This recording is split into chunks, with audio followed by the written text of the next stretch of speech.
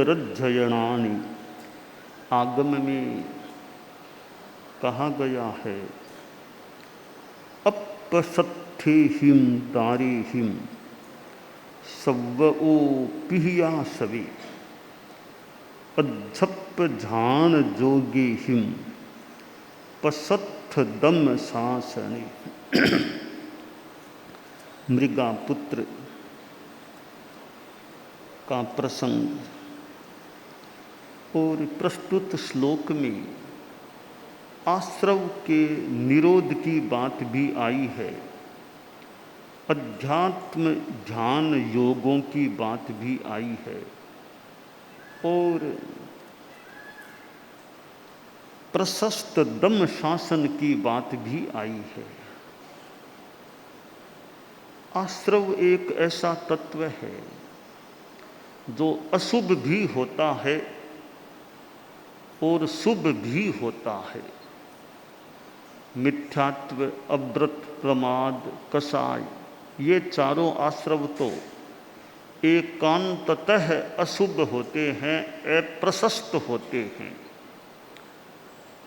योग आश्रव दोनों प्रकार का होता है, अप्रशस्त भी होता है और प्रशस्त भी होता है। यानी अशुभ योग आश्रव भी होता है और शुभ योग आश्रव भी होता है। तो 5 में 4.5 आश्रव तो मोटा मोटी अशुभ अप्रशस्त हो जाते। एक आधा हिस्सा है योग का शुभ योग, उसके द्वारा भी आश्रवण तो होता है, पर शुभ कर्मों का आश्रवण होता है। शुभ योग है, शुभ योग से 2 कार्य होते हैं। कर्म निर्जरा भी होती है, साथ में शुभ योग से पुण्य बंध भी होता है। यानी निर्जरा और पुण्य का बंध। यहां एक चिंतन का विषय है कि निर्जरा और पुण्य बंध दोनों जो मान्य हैं, दोनों होते हैं, पर क्या पुण्य बंध का कारण निर्जरा है? क्या निर्जरा कारण है और पुण्य बंध कार्य है? क्या ऐसी बात है? यहाँ एक चिंतन आता है कि कारण तो शुभ योग है। शुभ योग को हम एक आधार मान लें, कारण मान लें, मूल मान लें। वहाँ से 2 शाखाएं निकलती हैं। एक शाखा है निर्जरा की, दूसरी शाखा है पुण्य बंध की। ऐसा एक चिंतन है।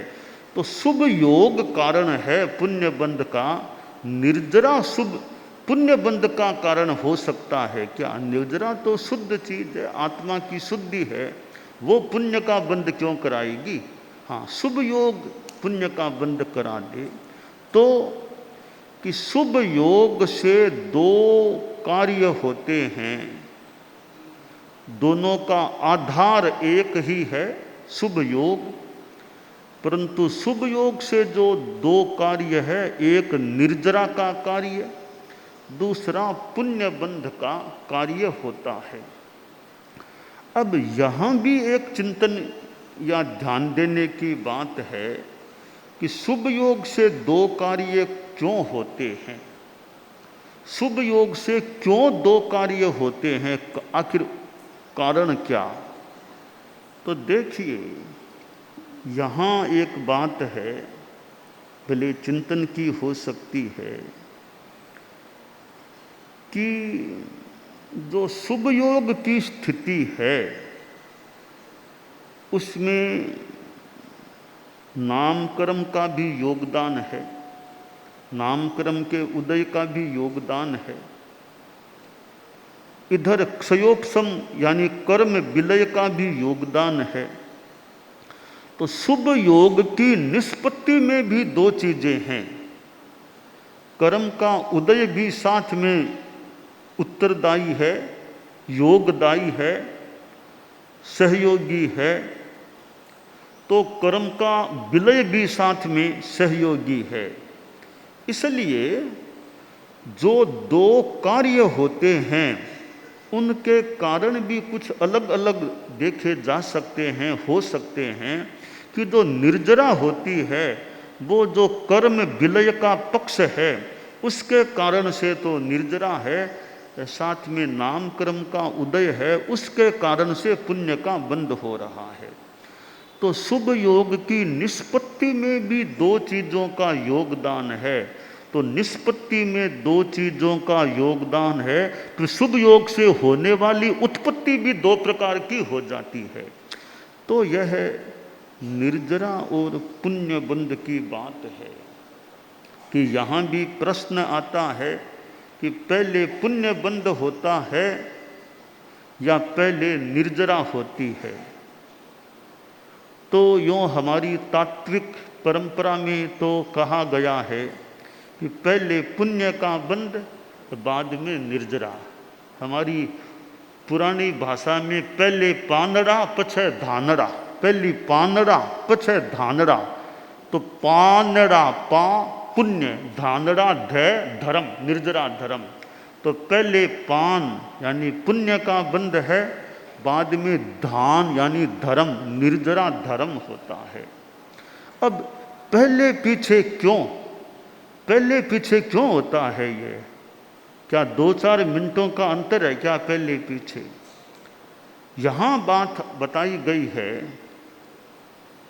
संभवतः परम पूजनीय परम वंदनीय गुरुदेव तुलसी से सुना था। उन्होंने फरमाया था कि देखो कि पहले पीछे की क्या बात है कि दोनों कार्य एक साथ ही शुरू हो जाते हैं, कि निर्जरा और पुण्य दोनों की प्रक्रिया एक साथ शुरू होती है, पर पुण्य बंध की कार्य समाप्ति पहले हो जाती है, निर्जरा की बाद में निष्पत्ति होती है। प्रारंभ एक साथ है, समाप्ति में थोड़ा सा अंतर है, इसलिए पुण्य बंध पहले कहा जाता है और निर्जरा बाद में कही जाती है। तो यह निर्जरा और पुण्य बंध की बात है। तो शुभ योग आश्रव है। आश्रव तो अपने आप में पुण्य का बंध कराने वाला है। आश्रव का काम निर्जरा नहीं है, आश्रव का काम तो पुण्य बंध कराना ही है। शुभ योग के दोनों काम मान ले, निर्जरा और पुण्य बंध, पर शुभ योग आश्रव का काम तो कर्म का बंध कराना ही है। तो यह जो आश्रव है, आगम में यहाँ कहा गया है, अपसत्थे हिम दारे हिम सब्ब ओ पिहिया सवे। अप्रशस्त द्वारों से जो आश्रवण होता है उसको पिहित आश्रव, पिहित रोकने वाला। तो मिथ्यात्व, अव्रत, प्रमाद, कसाय और अशुभ योग, ये 4.5 आश्रव, 5 में से 4.5 करीब हैं, ये अप्रशस्त द्वार हैं। एक शुभ योग आश्रव प्रशस्त द्वार है। तो साधु अप्रशस्त द्वारों को रोके और आगे जाकर 14वें गुणस्थान में तो वह भूमिका आ जाती है जब प्रशस्त आश्रव को भी रुकना होता है, पूर्णतया अयोग अवस्था होती है, वहाँ पुण्य का बंध भी नहीं होता। पुण्य बंध का भी वहाँ आश्रवण, पुण्य का आश्रवण भी नहीं है कि अबंधो योगी, अबंधो अयोगी। अयोगी गुणस्थान 14वें गुणस्थान वाला जीव अबंध होता है, वह न पुण्य का बंध होता है और न ही पाप का बंध। पाप का बंध तो पहले ही खत्म हो गया, रुक गया, परंतु पुण्य का बंध भी 14वें गुणस्थान में नहीं होता। सिद्धों के तो खैर बात ही क्या करें, वहाँ तो पूर्णतया ही शरीर मुक्तता है, कर्म मुक्तता है, मनोमुक्तता है, वाग मुक्तता है, परंतु 14वें गुणस्थान से ही वो स्थिति शुरू हो जाती है अबंध की, जो फिर स्थायी होती है। सिद्धावस्था में भी वह अबंध की स्थिति बनी रहती है। यहाँ आगम में बताया गया है अध्यप ध्यान जोगे हिम पसत्थ दम शासने। अध्यात्म ध्यान योगों से प्रशस्त दम शासन वाला। यह दम शब्द है, एक तो प्रशस्त दम और एक अप्रशस्त दम कि दम करना, दमन करना, दबाव, जबरदस्ती रोकना, दबाव डालना, वो थोड़ा कोई अप्रशस्त दम भी हो सकता है। प्रशस्त दम उपशम की साधना है, कसायों को शांत रखना, अपना निग्रह करना, यानी प्रशस्त दम हो, वो जबरदस्ती वाला वो दम नहीं, अपनी चेतना से दम करने वाला। तो दम, प्रशस्त दम शासन, प्रशस्त दम शासन। इधर अध्यात्म योग, ध्यान योग, अध्यात्म ध्यान योग। ध्यान अशुभ भी होता है, आर्त ध्यान, रौद्र ध्यान, ये तो असत ध्यान है, अशुभ ध्यान है। एकाग्रता का होना, मन की दो स्थितियां हैं, एक व्यग्र मन की स्थिति, दूसरी एकाग्र मन की स्थिति। व्यग्र मन कौन सा होता है और एकाग्र मन कौन सा होता है? विअग्र, विअग्र, वि यानी विविध, अग्र यानी आलंबन। जब मन विविध आलंबनों पर जाता है, कभी यहाँ, कभी वहाँ, कभी वहाँ, कभी, ये विविध आलंबनों पर मन जाता है, वह मन की व्यग्र अवस्था है, चंचलता की अवस्था है। दूसरी स्थिति है एकाग्र मन, एक ही आलंबन पर, एक अग्र पर मन केंद्रित हो जाए, वह मन की एकाग्र अवस्था हो जाती है। जैसे एक बछड़ा है, गाय का बछड़ा, वो इधर उधर घूम रहा है, कभी वहाँ जाता है, कभी यहाँ जाता है। उस बछड़े को एक खूंटे से बांध दिया, एक खूंटे से बांध दिया, अब बछड़ा ज़्यादा दूर नहीं जा पा रहा है, बस थोड़ी सी जगह में ही है वो, थोड़ा सा भले इधर उधर हो जाओ, और ज़्यादा दूर नहीं जा पा रहा है, क्योंकि खूंटे से बांध दिया गया है। इस मन को भी एक प्रकार का बछड़ा मान लें, बच्चा मान लें, या इधर उधर चला जाता है, इसको किसी खूंटे से बांध दे, नमो सिद्धानम के खूंटे से भी बांध दे, और कोई आलंबन से जोड़ दे, ताकि वो जितना हो सके उस एक आलंबन पर बना रह सके। तो व्यग्र अवस्था, एकाग्र अवस्था, और फिर कभी अमन की अवस्था आ जाए। मणिज्य माने मणि, मन्य मानम मन है, तो जब मनन करें तब मन है, और साधना करते करते 14वें गुणस्थान में तो खैर अमन की अवस्था है ही, और 13वें गुणस्थान में भी नो संगी नो असंगी की भूमिका आ जाती है। वहाँ भी मन की वो सामान्य अवस्था नहीं रहती, फिर भी किसी रूप में थोड़ा सा प्रणीयम मनम धारित जा, प्रणीत मन 13वें गुणस्थान में भी किसी रूप में द्रव्य मन मान लो, प्रणीत मन मान लो, थोड़ा मन का क्रम है कि केवल ज्ञानी हालांकि सर्वज्ञ है, पर किसी रूप में मन का परिणमन, जो कि हमारी बात है कि अनुत्तर विमान के देवताओं का भी संपर्क, प्रश्न पूछे जाते हैं, जो हमारी 24वीं की बात है कि कैसे वो देव केवल ज्ञानी के वो मन को, उत्तर को जान लेते हैं। सुर अनुत्तर विमान ना सेवरे,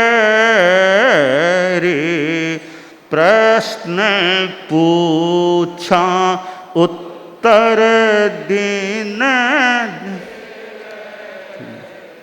अवधि ज्ञान करी जान लेवे धून मी नाथ जी मुझे क्या।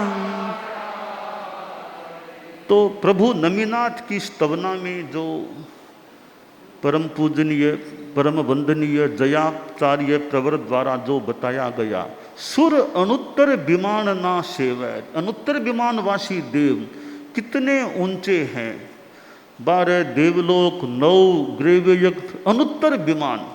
उनके मन में भी प्रश्न हो जाए तो वो उत्तर प्राप्त करना है, तो वहीं से संपर्क होता है। यहाँ मान लो तीर्थंकर विराजमान है तो उनके प्रश्न होता है, यहाँ विराजमान तीर्थंकर उनके प्रश्न को वो तो केवली हैं, जान लेते हैं और उनके प्रश्न का उत्तर देते हैं। उस उत्तर को अवधि ज्ञान के द्वारा वे देव जान लेते हैं, दोनों में संपर्क हो रहा है।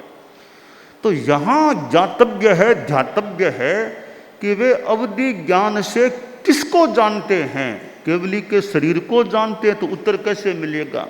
भाषा मान लो अभी फरमा नहीं रहे हैं, पर वो मन में एक कोई भी जो भी स्पंदन कंपन, वो द्रव्य मन प्रणीत मन जो होता है संभवतः उसको वो देवता देखते हैं और अपने उत्तर को प्राप्त कर लेते होंगे, प्राप्त करने का प्रयास करते हैं।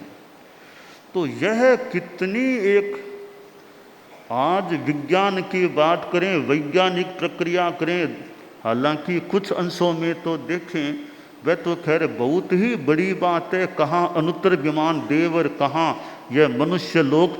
इतना विकास तो विज्ञान ने अभी संभवतः किया ही नहीं है कि अनुत्तर विमान के देवों से कोई विज्ञान संपर्क करा दे, कोई कम्युनिकेशन हो जाए। भले आधुनिक टेक्नोलॉजी से बहुत विकास हुआ है, आश्चर्यकारी विकास हुआ है। हमारे पुरखों ने तो सोचा भी होगा कि नहीं होगा। आचार्य भिक्षु आचार्य श्री भारमल जी स्वामी और इन्होंने कभी ऐसा चिंतन किया, आसाधना नहीं हो जाए, किया कि नहीं किया कि एक समय आएगा हमारे शिष्यों का व्याख्यान लोग दूर बैठे बैठे सुनेंगे। उन्होंने कभी ऐसा विचार किया कि नहीं किया कि हमारी परंपरा में ही हमारे शिष्यों का व्याख्यान दूर दूर बैठे लोग सुन लेंगे और वैसे देख भी लेंगे। उन्होंने वैसा कोई विचार किया कि नहीं किया। पर आज यह जो टेक्नोलॉजी का, सोशल मीडिया का जो विकास है, अद्भुत विकास है कि दूर बैठे लोग ऑनलाइन डिजिटल काम हो रहा है। अरे जूम मीटिंग, कोई गृहस्थ लोग जूम मीटिंग कर लो, बात कर लो, गोष्ठी कर लो, चर्चा कर लो, वीडियो कॉन्फ्रेंसिंग कर लो, बातचीत कर लो।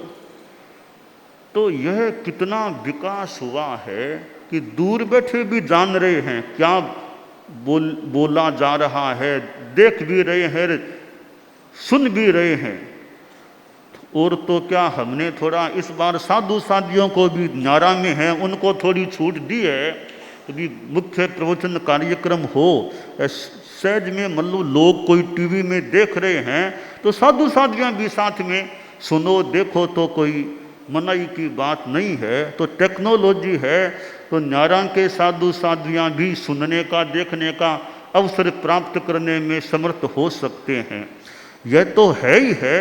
अगर हमारा भिक्षु जस रसायन जो दोपहर में चलता है और सहज में कोई बाहर जा रहा हो, बाहर जा रहा है और वहाँ कोई समाज के लोग टीवी में देखते हों, देखना चाहें, तो उसको भी साधु साधियाँ देखें तो हमारी मनाही नहीं है, ना नहीं है।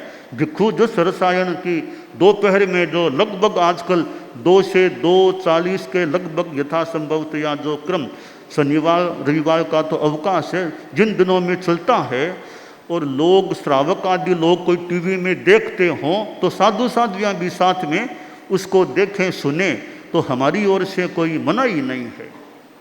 तो यह आधुनिक टेक्नोलॉजी की जो बात है, तो इस पर जब मैं यह सोचता हूँ कि सुर अनुत्तर विमान ना सेवै रे, प्रश्न पूछा उत्तर जिन देवै रे। अवधि ज्ञान करी जान लेवे रे।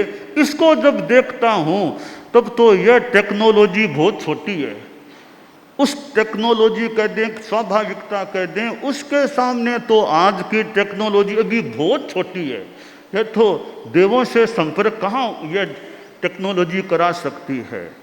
और इतनी भी टेक्नोलॉजी की क्षमता है कि नहीं कि कम मनुष्य लोक में सिमंदर स्वामी विराजमान हैं, कोई उनसे वीडियो कॉन्फ्रेंसिंग कोई करा सके कि उनके दर्शन करा दें, वो क्षमता भी अभी तक संभवतः इस टेक्नोलॉजी में नहीं आई है कि सिमंदर स्वामी के दर्शन यहाँ पंडाल में लोग बैठे हैं तो यहाँ टीवी लगेगा और सिमंदर स्वामी का प्रवचन यहाँ सुनने को मिल जाएगा। टेक्नोलॉजी ने इतना विकास अभी तक संभवतः नहीं किया है।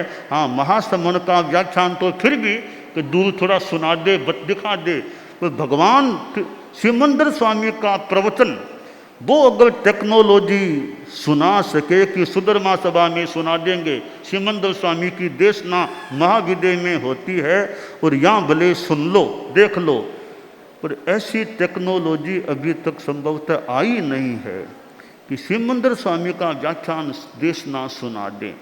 फिर भी हमारी जो प्रवचन कार्यक्रम सुबह दोपहर इस टेक्नोलॉजी के माध्यम से सहज में उपलब्धि हो तो साधु साधियाँ तो वह लाभ लेना चाहें तो मुख्य प्रवचन कार्यक्रम का तो है ही, भिक्षुजस रसायन जो अपराह्न में चलता है उसका भी लाभ साधु साधियाँ भी कोई लेना चाहें तो बाहर के साधु साधियों की दृष्टि से भी कोई आपत्ति वाली बात नहीं है।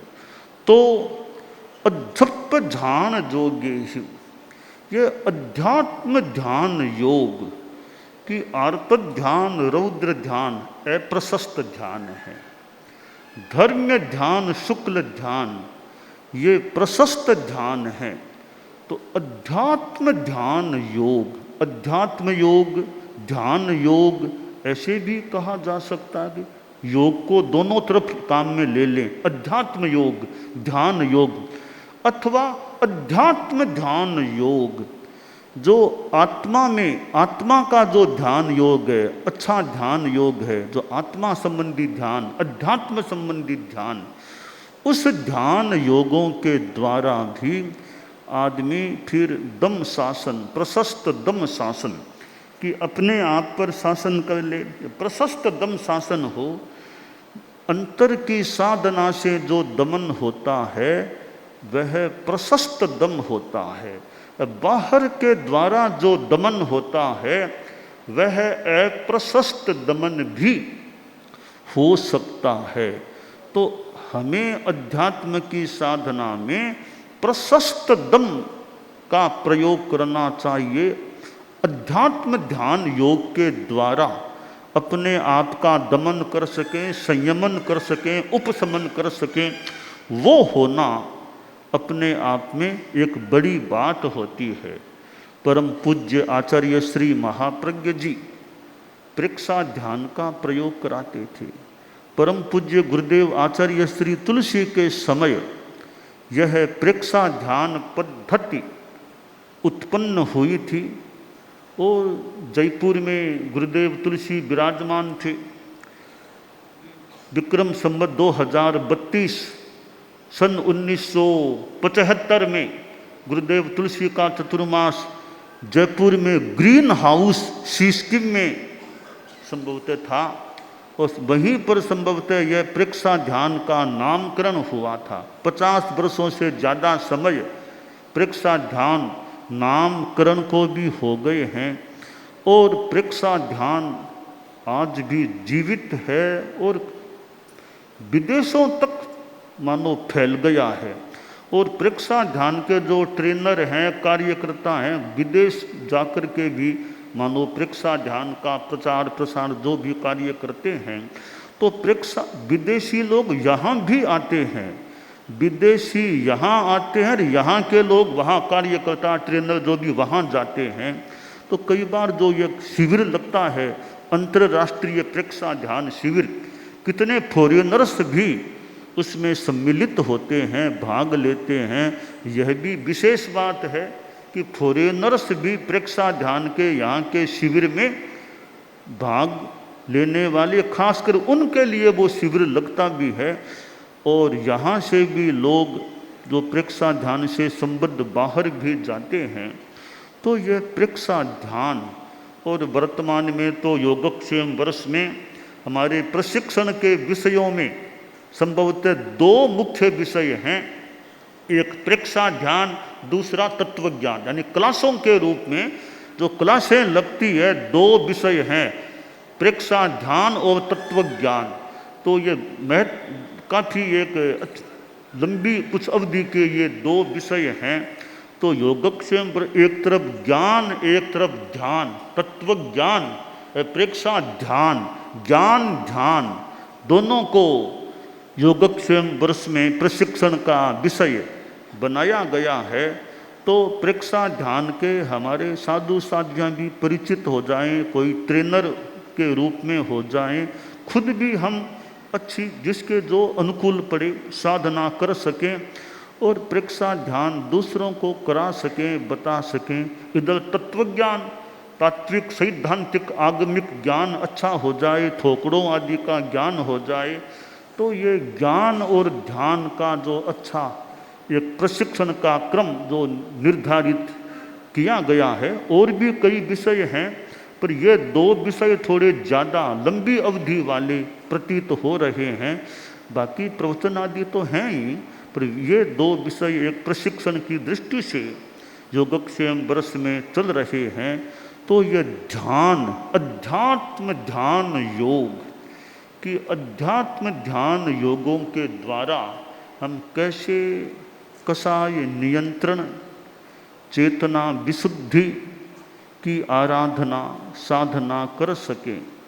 और जब समय मिले कि ध्यान के लिए एक तो वो भी एकांत में जाकर बैठना, एक तो वो विधि व्यवस्था एकांत में ध्यान करो बैठ जाओ, तो वो भी एक विधि। और द्रव्य क्षेत्र काल भाव देखकर भी वो तो अनुकूलता नहीं है कि एकांत में जाकर के ध्यान करें। तो जहाँ हो वहाँ जितना टाइम मिले उतना ध्यान कर सकते हैं। भी बैठे हो, थोड़ा टाइम है, स्थिर हो जाओ और अपना ध्यान का प्रयोग कर लो। तो थोड़ा थोड़ा ध्यान 24 घंटों में कई बार 2 मिनट, 1 मिनट, 4 मिनट, जितना टाइम मिले, जिस रूप में टाइम मिले, जितनी अनुकूलता ध्यान लगा लो, जप कर लो, शरीर को स्थिर कर लो। वैसे इरिया समिति से चलो, आवश्यकतावश चलना है और इरिया समिति से चलें। उव उत्ते इरियम रिये, उपयुक्त होकर के चलें, वो भी किसी अंश में हमारी साधना हो जाती है। तो यह ध्यान योग है। तो वह भी कि सहज में टाइम मिले उसका उपयोग भी तो कर लें।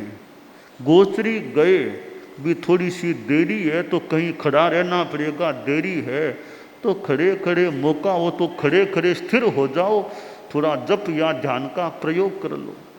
तो यूँ थोड़ा जो टाइम बचता है, मिलता है, आदमी उस ऑफिस में आदमी बैठा है, ये गृहस्थ लोग हैं महानुभाव जो ऑफिस में बैठने वाले, उद्योग धंधा करने वाले भी ऑफिस में बैठे हैं, कोई खास भी लोग तो है ही नहीं कुछ, तो बैठे बैठे कायोत्सर्ग कर लो, ध्यान कर लो, नवकार का जप कर लो।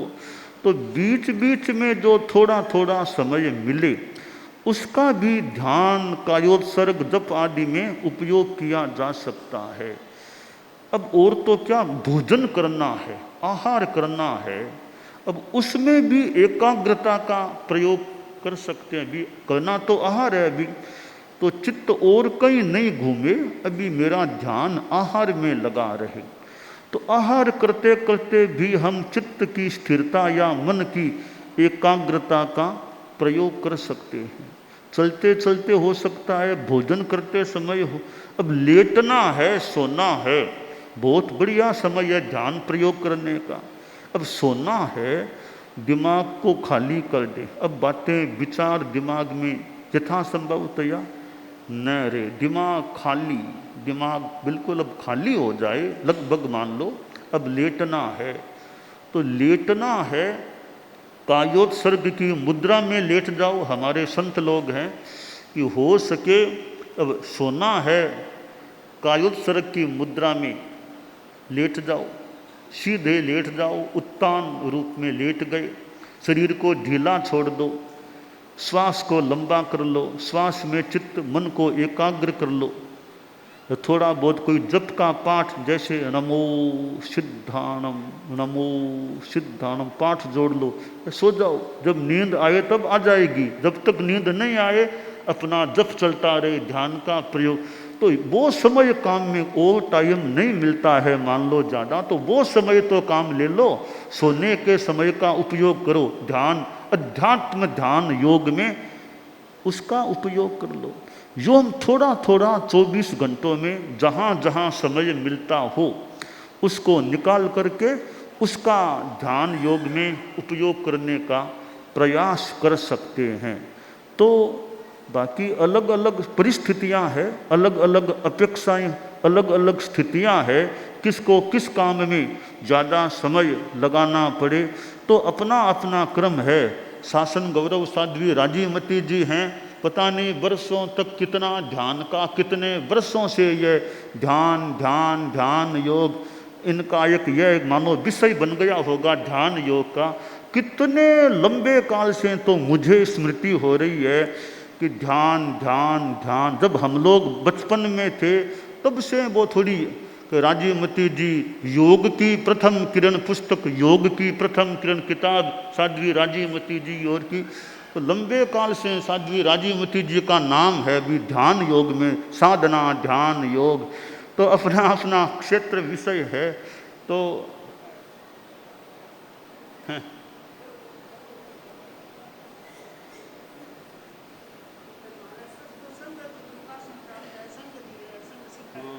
तो गुरुदेव तुलसी के समय से ये पहले कोलकाता चतुर्मास गुरुदेव से पहले किया था।